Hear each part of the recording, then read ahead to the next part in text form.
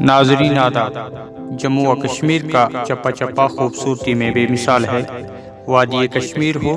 یا پھر لداخ یا کرگل، خطۂ چناب ہو یا پھر خطۂ پیر پنجال، بے شمار سرسبز و شاداب خوبصورت جنگلوں سے مزین ہے۔ سرزمین، بلند و بالا پہاڑیاں اور خوبصورت چوٹیاں دنیا بھر میں معروف ہیں۔ خطۂ پیر پنجال کا ضلع پونچھ اور اس کا پہاڑی سلسلہ، جن میں سے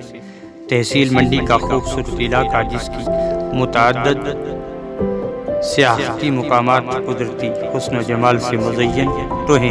پر حکومتی عدم توجہ کا شکار ہے۔ انہی مقامات میں سے تحصیل منڈی کا بالائی علاقہ، بھاگسر اور جبی توتی کے وسیع و عریض سرسبز میدان اب تک حکومتی توجہ کا منتظر ہے، جس کو دیکھنے کے لیے ضلع پونچھ ہی نہیں بلکہ متعدد اضلاع سے موسم بہار میں سیلانی لطف اٹھانے آتے ہیں، لیکن یہاں پہنچتے ہی یہاں ٹھہرنے یا سر چھپانے کے لیے کوئی نظم نہ ہونے کی وجہ سے مایوس ہو کر واپس چلے جاتے ہیں۔ یہاں تک کہ یہاں پانی کا بھی کوئی معقول بندوبست نہیں ہے، جس کی وجہ سے سیلانی جب ایک بار آتا ہے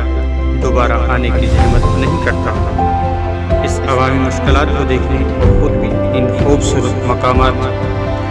کی تفریح اور جائزہ لینے کے لیے جموں و کشمیر کے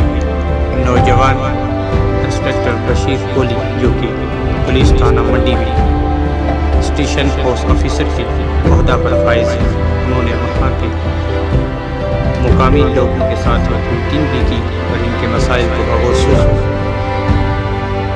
جن میں ان خوبصورت مرگوں میں سیلانیوں کے لیے بارش اور دوران میں رکنے کے لیے ٹینٹ وغیرہ اور پانی کی شدید قلت کا مسئلہ ابھر کر سامنے آیا۔ اس کے علاوہ اس علاقہ کو سیاحتی نقشہ پر لانے کے لیے بھی عوام نے زور ڈالا، جس پر انہوں نے عوام کو یقین دلایا کہ ان کی بات حکام والا تک پہنچائی جائے گی۔ انہوں نے ان خوبصورت مقامات پر کوڑا کرکٹ اور دوسری آلودگی سے پاک رکھنے کی تلقین کی۔ لوگوں نے جموں کشمیر کے لیفٹیننٹ گورنر اور ٹرائبل کے رواں شاہد اقبال چودھری کو مبارکباد دیتے ہوئے جبی توتی، بھاگسر، ریوالا، اندروالا، سنگ وغیرہ ان کے مساوی حقوق دینے پر زور دیا اور عوام نے اس دوران یہ بھی گزارش کی